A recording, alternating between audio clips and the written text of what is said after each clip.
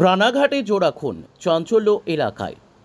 রানাঘাট দক্ষিণ বিধানসভা কেন্দ্রের উপনির্বাচনের পর থেকেই উত্তপ্ত রানাঘাট থানার আনুলিয়া। আজ সন্ধ্যে 7টা নাগাদ রানাঘাট থানার আনুলিয়া মনসাতলা এলাকায় খুন হয় দুই যুবক, এমনটাই সূত্রের খবর। ধারালো অস্ত্র দিয়ে খুন করা হয়েছে ওই দুই যুবককে, এমনটাই প্রাথমিকভাবে হাসপাতাল এবং পুলিশ সূত্রে খবর। পুলিশ সূত্রে খবর, মৃত দুই যুবকের নাম রূপক দাস, বয়স 38 বছর, এবং সুমন চক্রবর্তী, বয়স 40 বছর। মৃত সুমন চক্রবর্তীর পরিবারের দাবি, সকালবেলা বাড়ি থেকে বেরিয়েছিল, সন্ধ্যায় খবর পেয়ে দেখি তার ভাই এবং ভাইয়ের গাড়ির ড্রাইভারকে খুন করা হয়েছে। যদিও এই ঘটনার পর আইন শৃঙ্খলা নির্বিকার বলেই অভিযোগ করেছেন মৃতের আত্মীয়রা।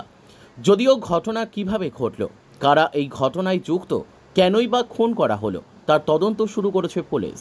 যদিও এই ঘটনায় এলাকায় নেমেছে শোকের ছায়া।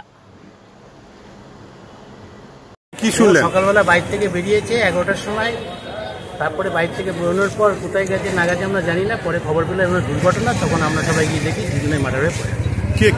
কে আপনার আত্মীয়? কি নাম? আমার মামাতো ভাই। কি নাম তাদের? সুমন চক্রবর্তী, আর ইয়ের নামটা কি?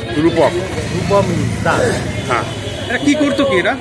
রূপম দাস ড্রাইভার, ওই আমার ভাইয়ের গাড়ির ড্রাইভার। আর আমার ভাই ব্যবসা কি বলে বাড়ি থেকে ফোনে বেরিয়েছে? একজন ফোন করেছে, ডেকেছে, বেরিয়েছে। এইরকম একটা আইন শৃঙ্খলার অবস্থা কি বলবেন, যারা দুটো যুবক মার্ডার হয়ে গেল? রানাঘাটে আইন শৃঙ্খলার অবস্থা খুবই খারাপ। এটা হয়েছে, প্রশাসন নির্বিকার। এটা হয়েছে কোথায়?